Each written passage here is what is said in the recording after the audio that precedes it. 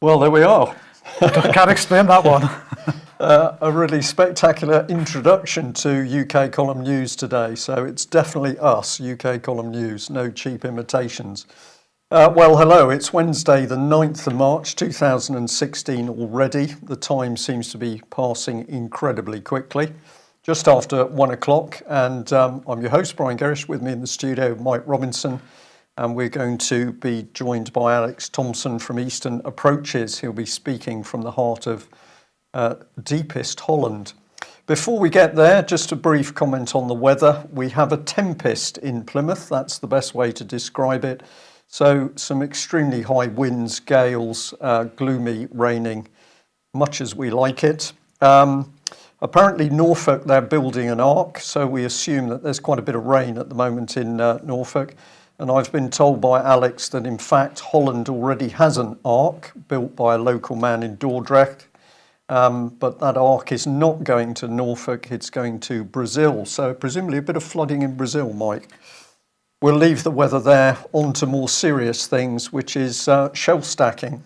Well, indeed, 0 hours contracts. So this is latest statistics out from the Office for National Statistics on 0 hours contracts.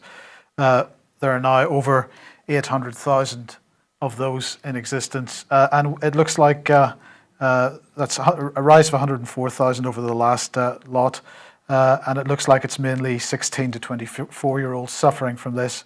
And the other interesting thing about this is that it looks like some people are taking more than one at a time. Well, obviously, if you're not getting any work out of them, then it's always good to have more than one, but nonetheless, looks like multiple 0 hours contracts per person at the moment.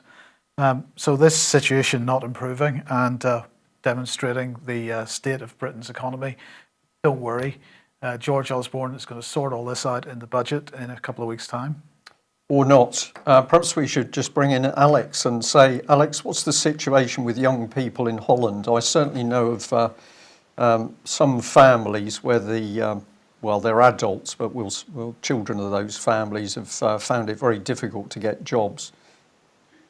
Yes, Brian, we do have a situation like that. And the Netherlands, in employment law terms, is basically like France. It's a closed shop. You have collective labour bargaining enforced by law. So the whole of your profession or trade labours bargains with the government. So if the economy takes a nosedive, you're all in the same sinking vessel and nobody can come up with better terms, basically. So people had been used to the idea of permanent contracts and jobs for life. And in fact, it's still illegal here to have a rotating 1 year or 6 month contract more than twice. You're up or out onto a permanent contract. So the effect of that is people are on 0 hours, huge numbers. Lots of people are temps. And we have a lot of, as in Britain, these spurious requirements that people have to speak some weird minority language in order to drive the wages down. Okay, Alex, thank you for that. Just one more question, if I may. I know that a particularly big aluminium smelting complex closed in the south of Holland some years ago, but is Holland also seeing the shutting down of major industry? Definitely it is, and I think that Dutch industrialists were among the first, way back in the 1950s, to realise that their old way of doing things might be under threat in the age of mega industrial blocks in the world competing with each other. So it's been companies like Philips and Royal Dutch Shell that, through Bilderberg and other such mechanisms, have actually pushed for the European Union to be a bloc, basically, and to drive wages down and to get rid of specialisms and export them. So the Dutch do some particularly niche things like at Philips very well and compete with Siemens and the rest of them. But no, the large concerns are going, and huge numbers of Dutch are turning self-employed as well. Right, okay, thank you for that. Well, we'll be coming back to subject to what's happening in Holland, but freedom of information is the big topic, Mike. Yes, of course. So within the last couple of weeks, the government decided not to proceed with making any changes to the Freedom of Information Act. But one of the changes that had been under review was the possibility of charging for answers from Freedom of Information. And I just, as a bit of amusement, wanted to highlight this story here from TechDirt about how ridiculous it is to charge for these or at least the ridiculous ends that you can be brought to when you start charging for Freedom of Information requests. So this is the Defense Department telling Muckrock that it will need to come up with $660 million in order to cover Freedom of Information Act fees. This was, they're comparing this with other equally ridiculous similar scenarios where City of Ferguson, as they say here, charging $135 per hour for Freedom of Information Act response work. City of McKinney, $79,000 for 9,000 hours, and so it goes on. $180,000 in Florida to turn over records on a single questionable suicide, and a whole range of these highlighted in the article. So I think perhaps we've had a lucky escape that the government felt they couldn't proceed with this nonsense. Do you think, Mike, that was because it would have become obvious that we had a dictatorship running, so we're going to close down free information? They couldn't risk closing it down, basically. I think, once again, there was a significant enough backlash that they couldn't proceed with it at this point, but I would imagine that's still under review. Yeah. Well, EU referendum's got to be the hot topic. Well, this is the Constitution Unit, and they are going to be holding a series of seminars on the constitutional consequences for Britain and Europe of Britain leaving the European Union. So the first one, for example, is on the 21st of April. It's called Brexit, Its Consequences for Whitehall and Westminster. This seminar will consider, they say, the implications for Whitehall and Westminster, both of Brexit itself and of the process of negotiating Brexit. How would Whitehall manage the negotiating process, and what would be the role of Westminster? How would the UK's new relationship with the EU be managed post-Brexit? Would Brexit require a reconfiguration within Whitehall or Westminster? It's interesting, the Constitution Unit continues to push out constitutional commentary and so on, but they never actually make any effort to educate people on what the Constitution of this country is, what the history of the Constitution of this country is, and how the EU legislation has affected that. And so really, it remains to be seen what these seminars will do, but I don't imagine they're going to be talking about rolling back the legislation that's been brought in since the original unconstitutional referendum that brought us into the EEC. Yeah. Well, it's all hide, isn't it? Hide, deceive, obfuscate. I'll just say, if I may, with that slide, if we could bring it back on. When I looked at that image, the first thing that came into my mind was the opening shot of Dad's Army. Yeah. So everybody is retreated into Britain as the, we'll call them the horrible hordes in this case, are taking over Europe. But that's what I got, Dad's Army. Whether that was done deliberately or not, I don't know. Bit of nudging. I think Alex wants to say something there. Please do, Alex. Just a quick intervention, Brian. I have here a 1900s or so book called Outlines of Constitutional Law with Notes on Legal History by D.L. Chalmers and Cyril Asquith. And this is why there's no money in telling people what the Constitution is. You write the book, and in a static common law jurisdiction, that is it, with the exception of new case law precedent. There is a heck of a lot of money in telling people what the Constitution should be, because that's a carousel that goes on forever, isn't it? Yeah. Indeed. It's that simple. Well, I know the Constitution and issues to do with the Constitution are going to become more and more important, and we're certainly going to look at the aspects of that in more detail. But some of the evidence as to what's going on is just right in front of our eyes. We don't see it. But of course, if we get the opportunity to look back in time, things start to become very clear. So I'd like to thank a lady called Joan Martin, who some considerable time ago gave us a great deal of information, including many press cuttings. Now, as time has gone on, these press cuttings have become more powerful in the message. So let's have a look at this one. We're not going back too far here. We're going back to 2003 and 6. And we've got the Telegraph warning, Germans want British Army to be run by the European Union. Full steam ahead, Brussels draws up plan for EU Navy. So we've got people writing extremely well-informed articles warning that there's to be a takeover. Well, we can now jump forward to the present day. We've got the EU-controlled maritime force which was put together supposedly to control pirates around Somalia. These pirates, Mike, they're so ruthless that it requires modern Western navies to be sent against them. Terribly, terribly frightening people. Yeah. Of course, the piracy bit is nonsense. What it was to do with was getting an EU-controlled maritime force. We can have a look at this one because this is the latest one we've got, which is NATO ships being contracted to European Union control in order to go into the Aegean, supposedly to arrest all those nasty immigrants.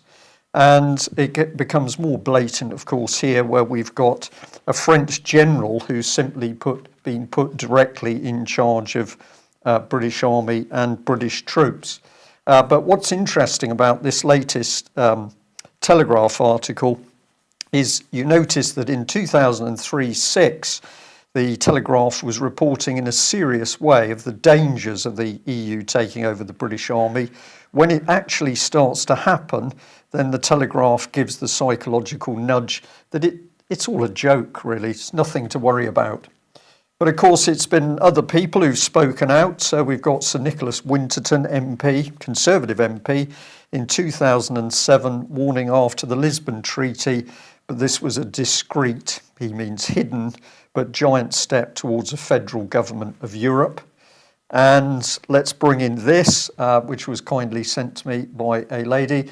She said, have you seen this article where the Royal Navy is boasting that its latest Astute-class submarine has, sorry, I was trying to think of the name, Artful it is.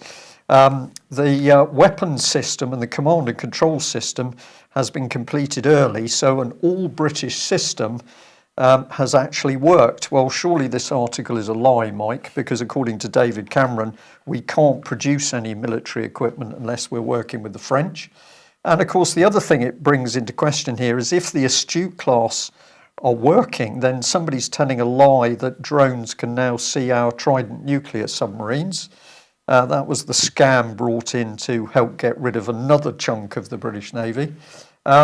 Let's just remind ourselves that if we go back to 1905, we were building a whole battleship in a little over a year. And I'm going to suggest that this is why David Cameron is scared witless, that of course if the nation was led properly, we would be standing on our own without any trouble at all. Alex, a comment from you, please. Yes, bean counting is at the heart of this. I think you've got people in the MOD whose job is simply to count reports of what foreign powers allegedly can do, and it's the ratchet of expectation again. It's in their interests to massage every report so that it appears that foreign powers can see everything that we've got, because that will allow us then to, or allow them to plead for more new projects when the current ones are perfectly doable. As for how long it took us to build Dreadnought, well, there's a whole geopolitical issue around that, isn't there? And were we put up to building Dreadnoughts in order to provoke the Germans into a response by the Lord Milner Group, who started the First World War with 20 years lead-in time? But it is an important point that the US as well, when they were suddenly, well, the people at large didn't know Pearl Harbor was coming, the government did. When they suddenly were attacked, they turned the whole of the west coast of the US into a massive battleship factory. And to the surprise of the Royal Navy, who thought that they would never have it in them, they were knocking them out at the rate of, I think, was it a complete battleship every couple of months? Something staggering. So it can be done if there's a national will. Absolutely. Now, of course, some people may be asking why we're so focusing on the EU army and the rise of the EU army. But of course, if you have an EU army, then you've got to fund an EU army, and without an EU treasury, you can't fund an EU army. So what we're really looking at is the beginnings, the first stages of the complete federalisation of Europe. And so, you know, we've been focusing on the British aspect of this, and particularly the British relationship with the French, and the fact that Cameron has brought us into these contracts, these deals with the French without any real public oversight. He's just announced them once they've been done, and without any discussion in Parliament. Well, it seems it's not just Britain, because here we've got a document from early 2013 January 2013, and discussing deepening German-Netherlands defence cooperation for Europe's security needs, of course. And they're saying in this context, the crucial question is how bilateral and regional initiatives for defence cooperation can be steered in such a way that they contribute effectively to better collective European capabilities. Have a read through this document, get a hold of it and have a read through it. It's very interesting. They're talking about, well, the conclusions are quite interesting. Based on the analysis of the prospects and potential for deepening German-Dutch defence cooperation, the following 7 recommendations can be made. Clusters like the German-Netherlands defence cooperation should be fully exploited, answering the double challenge of maintaining and modernising capabilities with declining defence budgets. And there's the excuse, of course. Clusters are drivers and instruments for deepening defence cooperations. You need to read the document to understand the word clusters. I believe Merit in the chat box has been talking about this issue for a number of years now. Efforts should be undertaken to define collective capability needs more clearly as NATO and EU at NATO and EU levels, and so it goes on. Now, to bring it up to date, then we have this from last month. Germany and the Netherlands step up their military cooperation, and this is saying that Germany will become joint user of the largest and newest. So Germany will become the joint user of the largest and newest ship in the Royal Netherlands Navy. So there you have it. The logistical ship. It's a logistical ship, admittedly, but nonetheless, they are then going on to talk about armoured cooperation. So against the background of 2 Leopard 2 A6 battle tanks on the helicopter deck, and so on, joint air defence pioneering role. And the point that's made in this and other articles is that 2 of the 3 Dutch army brigades are now under German command. Yeah. So we're seeing this integration across the EU, not just between Britain and France. Alex, have you any thoughts on this? Yes, the Dutch are very, very slow indeed to wake up to this, but they were in 1939, 1940 as well, when they were repeatedly told Germany's not a threat and there's no need to modernise your equipment. Without getting too chauvinist about it, we have a cluster, you mentioned the word cluster there, the cluster that interests me is the cluster of civilian female defence ministers with no idea how armies and navies work, in the Netherlands and in Germany and indeed in the Scandinavian countries, all getting together at NATO summits and having jolly selfies together. That's where this has come from. The late lamented Harry Beckoff, who lived to over 100, of course, frequently covered by Brian, has repeatedly drawn attention to the fact that these Dutch units, the best assets in the Dutch army, were put under German command and have to swear allegiance to a German flag. We've shown that image on the show when I've been on before. We have a lad in my church who is, I think, armoured infantry junior officer, and he goes off twice a year to Bavaria and seems to think nothing of it, that he gets shouted at by German officers doing his training and then deployed to Jordan under German command to protect fighter plane bases. It's quite an astonishing situation. And as for the Dutch Navy, well, Brian could talk more about that, but I mean, even I as a civilian have seen down in Flushing the launch of a new frigate by the Admiral of the Fleet. And I have to say that the ratings were very impressive as they marched onto the ship, and the command, this will be familiar to Brian, less so. In fact, the Admiral of the Fleet gave a speech about the new warship that was being launched, and I found myself whispering in my wife's ear about the wrong expressions he was making in Dutch. So people are being over-promoted to the top ranks, and I think quite hastily are being given these flag ranks. And I think navies are the worst to suffer that way, because they're the most personnel dependent of any of the services. And if you haven't got the brains at the top and the patriotism, then never mind if you've got a glorious history like the Dutch, who beat the Royal Navy many times, you're toast. Alex, there's some really fascinating points there, which we haven't got enough time in today's news to go into, but I will just say that back in 1987, when I was actually on an exchange job in Holland at the Naval Training School in Den Helder, aside from some British officers, there were also German naval officers coming through for training, and what was going on was joint training, swapping of expertise, but the national identity at that stage was still very clear. So although everybody got on well, the national identities were adhered to. There was suitable rivalry. There were suitable jokes. And what we've seen is that this massive and very subtle attack on the national identity is now obviously working, that you have a young Dutchman, as you've just said, happy to go off and be controlled under German command. The significance is really enormous. And I think I am slightly astonished if young Dutch men and women don't understand what's happening. But there we go. It leads us nicely to the European control of our nuclear infrastructure, I think. Yes. Sorry, Alex, this is for you. Well, yes, I was just going to say this has been in the French business paper this week, Les Echos, where you often get more dollops of truth than you do in the general French press, let alone the British press. Perhaps they have to wait for a knock on the door and the terrorist team to raid them now if they carry on like this, so that Turkey's already gone that far. But here they are asking 8 key questions about the controversial project of the British EPR, which is apparently a standard acronym now in the nuclear industry, and means European pressure reactor. So it's an EU standard or something for pressurized water reactors, what we used to call PWRs, that the French specialize in. And have you got the text there for the part of the article that was particularly interesting, Mike, or otherwise? No, sorry, Alex, no. That's all right. I shall read it out.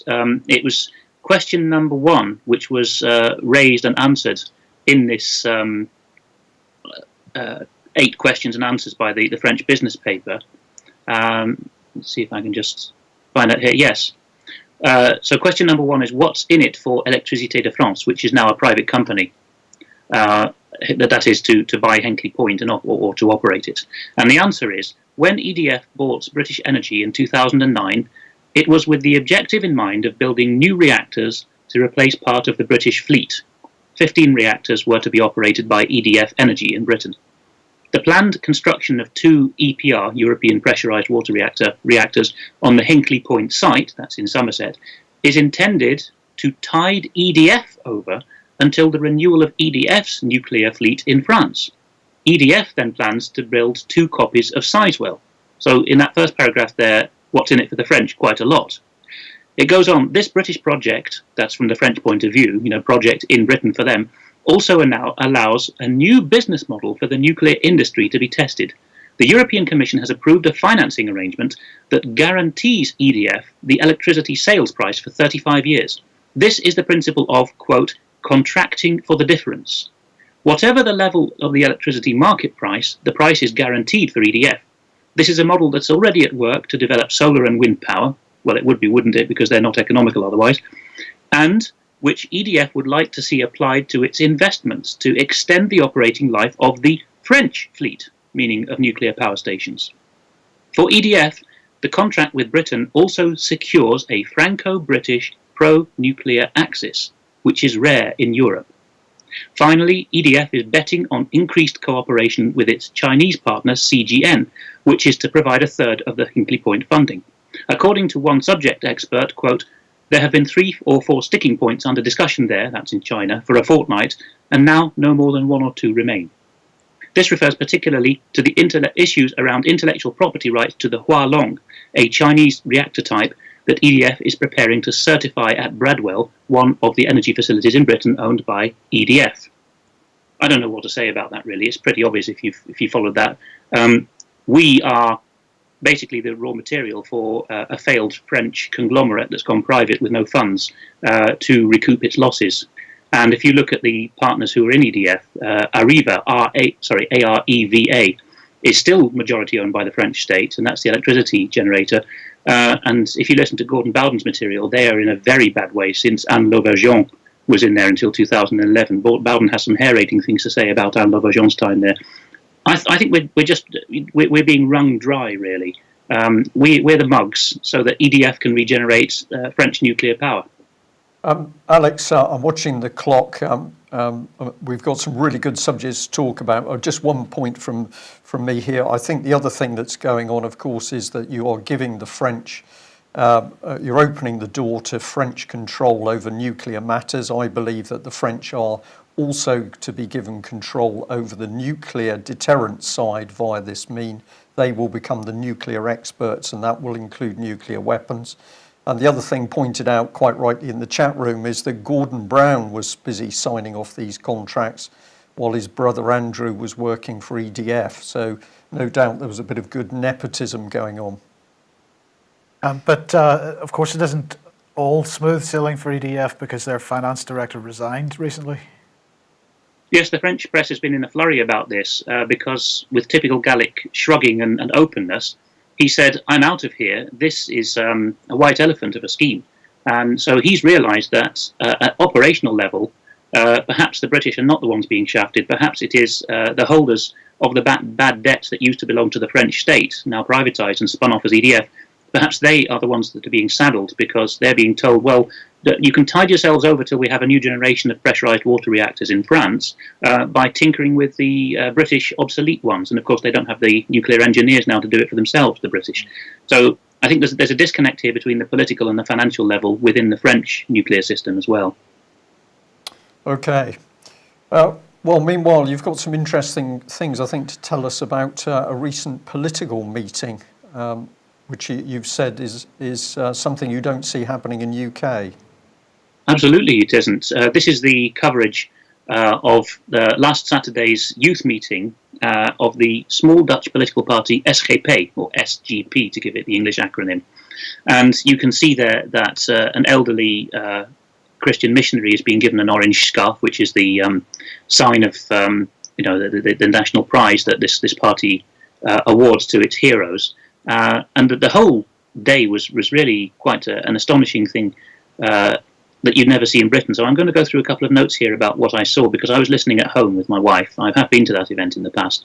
And the point here is not particularly that it was a party of those Christian convictions necessarily, but that a small party that gets 2% of the vote managed to pull off something like this. Now just imagine that while I'm talking here, that this is a British political party with 2% of the vote and 2% of the MPs. And that the youth meeting, which is what this was, is for 17 to 20-year-olds. Right, so first of all, their theme for the day is a question which you can't even ask in British politics, which is, who is the boss?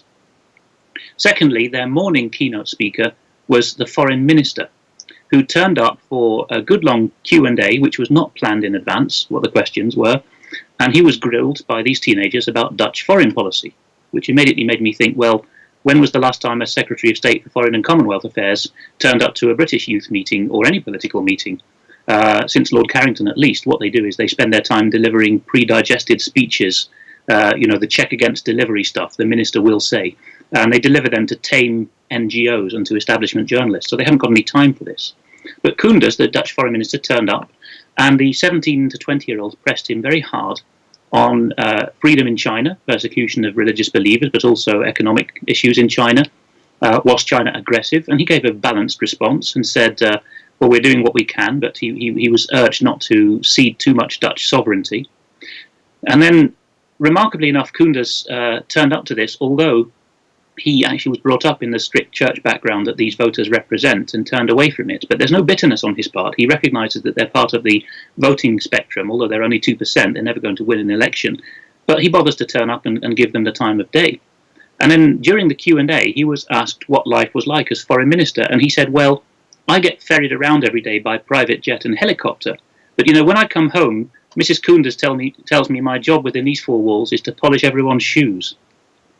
Are you getting a sense yet of how different this is from Britain? I'll go on.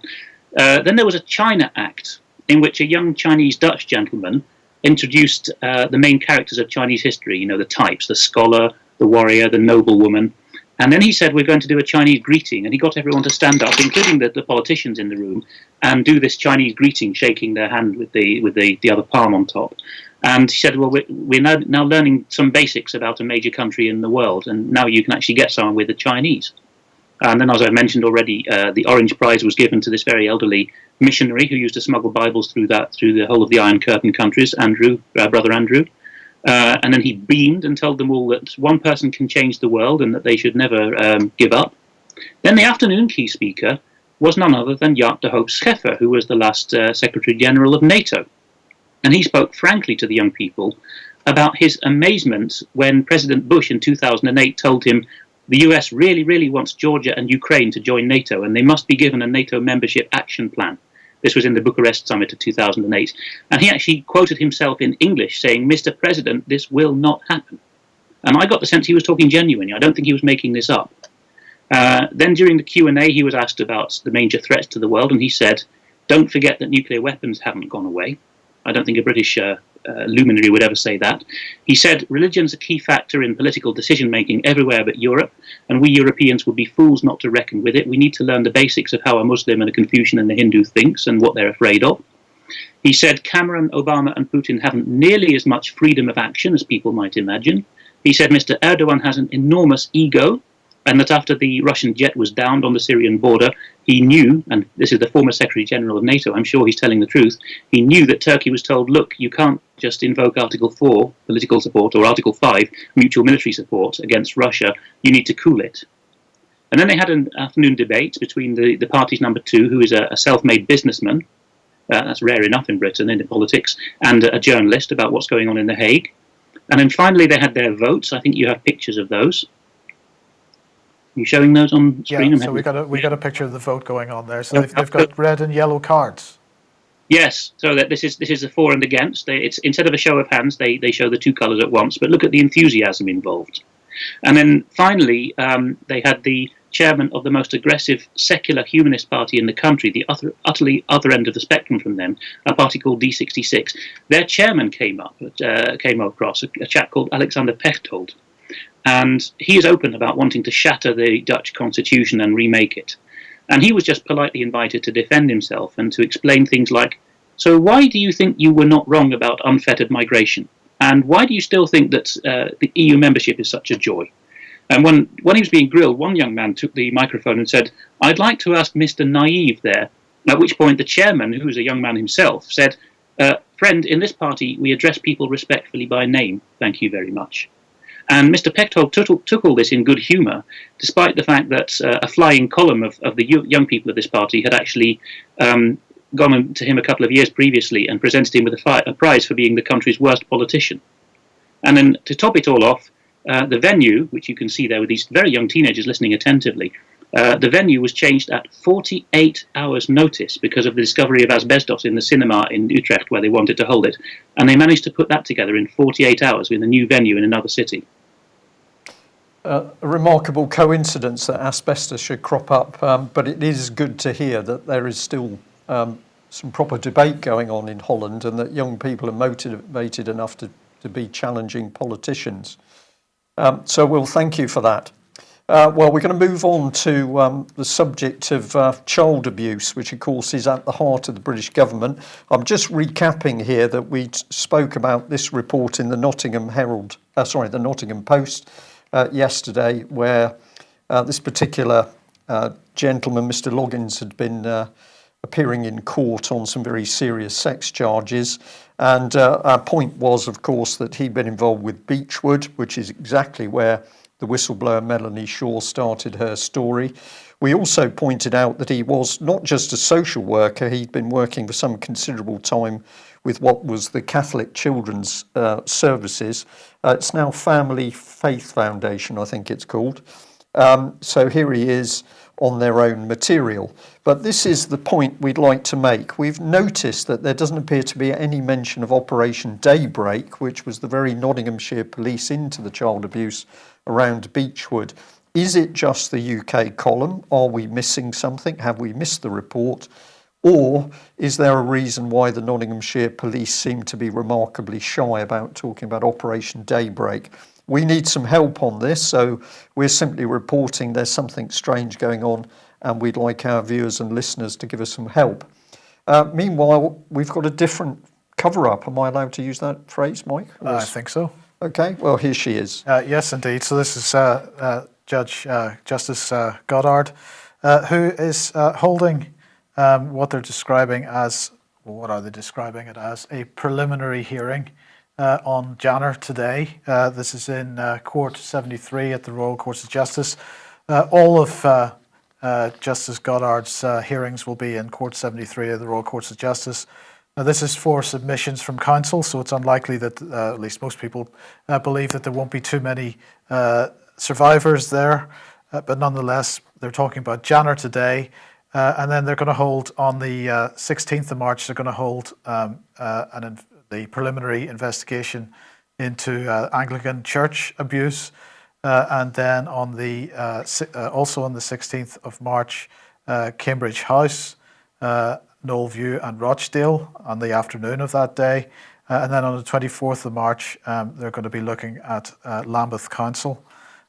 So, well, unsurprisingly for many, perhaps, in the preliminary for Janner, the Telegraph here pointing out that Kenneth Clarke has been alleged to have failed to act over Janner and Cyril Smith. And this is Nigel McNamara talking, who is a leading figure, according to the Telegraph, with the survivors organisation White Flowers. And he has said, in 1992, I co-founded Survivors UK, a helpline for survivors of male rape and sexual abuse. We've received a series of calls from young men alleging that they had been sexually abused while they were children in care by Greville Janner and Cyril Smith. In 1992-93, I wrote on behalf of Survivors UK to the Home Secretary, Kenneth Clarke, informing of multiple allegations of sexual assault on children by Greville Janner and Cyril Smith. And, well, we can all imagine what happened at that point. But, of course, not to worry, because anybody that is suspected of such or alleged to have committed such offences needs more protection, and that's according to Lord Blair. And he's supported by former Army boss Lord Bramall, according to the BBC here. Of course, Lord Bramall was investigated for allegations of being part of a VIP paedophile ring. His case was dropped. But Lord Blair saying that there's a danger that people who are accused but not charged, we've got to be careful that their reputations aren't tarnished. He says, whether you're a public or private figure, to have all your friends and family know you've been accused of this crime, you've always got the no smoke without fire argument. So that's his position on this. It's remarkable, isn't it, Mike, that while that position is being put forward, we've got local authorities, I believe, including Nottingham City Council and County Council, who think that an appropriate payment to somebody who's had their complete life destroyed through abuse whilst in the child care system, an appropriate payment is somewhere between £10,000 and a few £10,000. So you are abused while you're extremely vulnerable as a child under the so-called care of local authorities. What do? They buy, buy you off with a pathetic payment. And most importantly, by buying you off, they keep the whole process out of court so that nobody is properly convicted and sentenced of the crime. It's a difficult situation. Of course, everybody is entitled to be consider themselves innocent until proven guilty. But if you keep people's identity secret in these situations, if, for example, Jimmy Savile's identity had been kept secret in this situation, then, of course, we wouldn't have had the numbers of people coming forward to reinforce the allegation in the first place. So unless there's some publicity around it, it's very difficult for people who have potentially suffered under these circumstances to have the confidence to come forward and speak to the police. Well, that's true, Mike. And the other thing, of course, is the government was never worried about people being named as potential criminals. So they're accused of something. The government didn't bother at all if it was the ordinary man or woman in the street. The only time that this issue's come up is when we've got big names appearing. Now suddenly we've got to be careful we don't tarnish their reputation. Well, if it's abuse of children in one area, then it's deaths in the NHS in another. And the Telegraph here reporting on Jeremy Hunt, who is said that doctors are going to be able to own up to honest mistakes. Now, these are not the reports that are coming into the UK column, because we have people talking about the deliberate euthanizing of elderly in particular, but vulnerable people in the NHS, the falsification of hospital records, the duplication of records, the hiding of those records, serious criminal activity.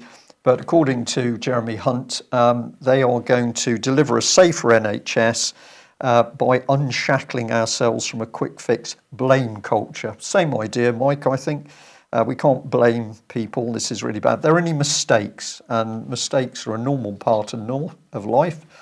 So they're going to bring in an interventions branch which will probe errors. Same language, probing. What does that mean? Does it mean a proper investigation? No, it means just seeing what's going on. So he wants to bring in an independent healthcare safety investigation branch, which would presumably be like the Independent Police Complaints Commission, which, of course, is there to cover up and make sure nothing actually happens. So it seems they're getting squeamish about the number of deaths inside the NHS. But of course, the other thing Jeremy Hunt is doing at the moment is stirring up massive trouble with the doctors, to the extent that we've got a whole series of strikes taking place and planned. And we just like to point out to people that, of course, Jeremy Hunt will be celebrating this, because he's caused enough chaos to nearly bring in the final collapse of the NHS. And of course, that collapse is in fact privatisation. So I think he's doing a great job, and I think probably David Cameron is going to give this man he's going to give him a medal. Well, contrast what's happening today. Remember, we're under a Conservative government, with this, an incredible article back in September 2004 by none other than Boris Johnson. Lethal hospitals are no laughing matter. And what this man, the hypocrisy, Mike, is just breathtaking. He said Blair should be cleaning up the hospitals, not passing ridiculous laws that will tear communities apart. And if anything, send more people to hospital. He was talking about growing violence on the streets, is what he was hinting at there.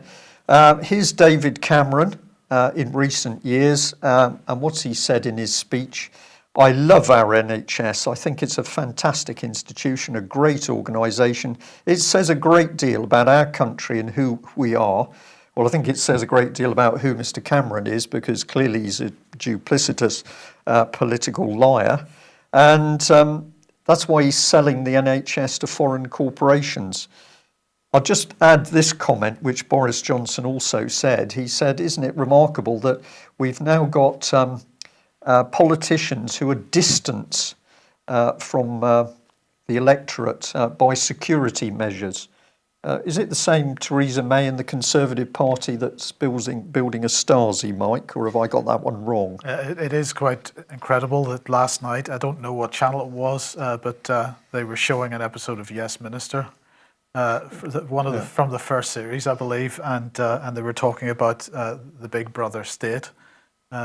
It's always worthwhile going back and looking at stuff from that age, from that time, and comparing it to where we are at the moment. And seeing how accurate it is, basically.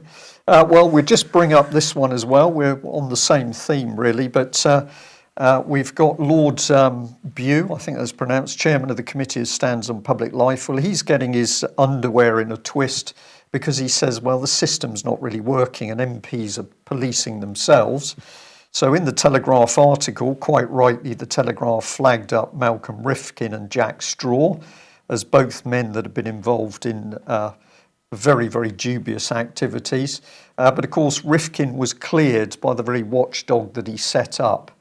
So we've got Westminster brimming with liars, cheats, criminals and perverts, but there's no crime committed, of course, and there's certainly not any misconduct in public office. We'll just remind people that only yesterday you said, Mike, well, they're busy trying to get rid of misconduct as fast as possible. As fast as they possibly can. Yeah, it's only a coincidence, though, apparently. Well, Alex, please comment if you like on that. But of course, we're also going to move into your book slot here. Democracy, the God that failed. Well, we certainly don't live in a democracy, I don't think. We don't at all, but if we could just go back a moment to show this on screen while I remember it. You talked in the chat room, well, not you, but people in the chat room have been talking about problems with smart meters being fitted against their will. Surprise, surprise, it's all in lockstep again, and the Dutch corporation that has got the contract, I don't know how it's been debated, to fit all the smart meters across our region, wrote to us and said, we're fitting a smart meter on date X. And I know this is not a common law jurisdiction in the Netherlands, but I decided to take the common law approach and to write back to them saying, I don't have a contract with you. The contracts require offer, consideration and acceptance. I do not accept your offer, no smart meter. And there may be others who've been hassled, but surprise, surprise, I get this letter back with their official letterhead saying exactly the wording that I had put to them, although it's a template letter, it's not specific to me. It says, "Dear Sir or Madam, you have told us that you do not wish to avail yourself of our offer to replace your current electricity meter with a smart meter." So there you are. Even on the continent where they don't have contract law in the sense that we do, if you talk about do not accept your offer, it sometimes does some good. Now, on to the book then. This is Hans Hermann Hoppe, Democracy, the God That Failed. The point about this is, as well as being favourite reading matter of David Scott, I'm sure he'll go on about it on Friday if you ask him, it's often an outsider who tells us what's best and worst about our own system. In the 18th century, you had Montesquieu asking out loud, why do the British have the best constitution? In the 19th century, you had Alexis de Tocqueville asking, why are the Americans such a successful nation? And now in the 20th century, you've had Hoppe asking what's gone wrong with his adopted Anglo-Saxon democracy. And he's decided that the real reason is democracy has been made a god and a be-all and end-all. And it's worth a careful read because he points out that democracy is sometimes in conflict with liberty. And when that's been the case, liberty has always got to win out in proper constitutions, because democracy then has just degenerated where it conflicts with liberty. Democracy has just degenerated into the tyranny of the majority, and from thence you get a tyranny of the corporations who manipulate public opinion. And now to illustrate that, the Scottish Review's Jerry Hassan has just brought out, do subscribe to the Scottish Review newsletters, they're fantastic stuff, even if you're not interested in Scottish material. He's got a point here about what politicians are turning the system into. And if you read that, what politicians are for, the point he makes is that the Conservative Party in Scotland is now so small it can meet in a single side room at Murrayfield Rugby Stadium. And nationally, the Conservative Party across the UK is going to drain all its members, and it's going to continue as business as usual because it's already funded largely by invisible corporations. So democracy is not our god. Liberty is our highest secular political ideal. Not a long book, as you can see. It's nice, easy sections. Do get to grips with it because it's a very pro-family, pro-liberty book that gives us a compass to steer towards in the truth movement. And I would like to mention that our book recommendations are now purchasable through the UK Column shop. And you can see there in reverse chronological order all the books I've mentioned. Go particularly for Dave Barnaby's book there at the top right about the corporatist EU racket, the purple background book. That is an excellent piece of research, and the rest of the ones that I've plugged. Sometimes you'll be able to find a free PDF of books that you can buy here for cash, but they're not always very good PDFs. Okay. Thanks for that, Alex. I'll just mention, of course, if you do organise to buy those books through the shop, it does take you to Amazon. If you're going to buy them from Amazon anyway, and you want to support us, then please do it through the shop. That's all I have to say on that. Okay, and I'll just add that the book by Mr. Barnby is excellent. We've also done a very good interview with him, which we're looking to get out in the next couple of days. Taken a bit of time, unfortunately, but he's talking in his own words about the treason, the lies, the duplicity that was used to lever us into the EEC under Prime Minister Edward Heath, and of course the same tactics being used today under David Cameron. Now, before we leave you, I'm going to say I think I'm reasonably well educated and I understand English reasonably well, but I've got a piece of paper in front of me that actually I don't understand a word of it because there's no English on this piece of paper at all. I can't even tell you what most of the languages are. It does have the English crown at the top. It's got the crown at the top here. The significance of this piece of paper is that it was received in a bundle of documents for jury service. So we're idly wondering that if you don't speak proper English, how you're capable of sitting in judgment of another human being. But of course, under David Cameron's Tory government, common sense and straightforward logic is unnecessary. So there we are. This is justice in UK. Come into the court even though you don't understand English. Better end there, I think, Mike. Yeah. Okay, Alex, thank you very much for joining us. I hope the weather improves in Holland. You'll be able to go off your cup of coffee now. Thank you everybody else who's joined us today. If you're not already a subscriber of the UK Column, perhaps you consider doing that or making a donation. We can only do what we do with your help and support.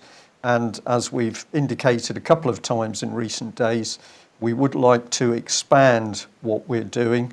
That means new equipment for the studio and we're going to need your help to help raise some of that money to enable us to do more than just have 2 or 3 people in front of the camera. So more on that in due course. Thanks for joining us. Back same time tomorrow. Bye-bye. Bye-bye.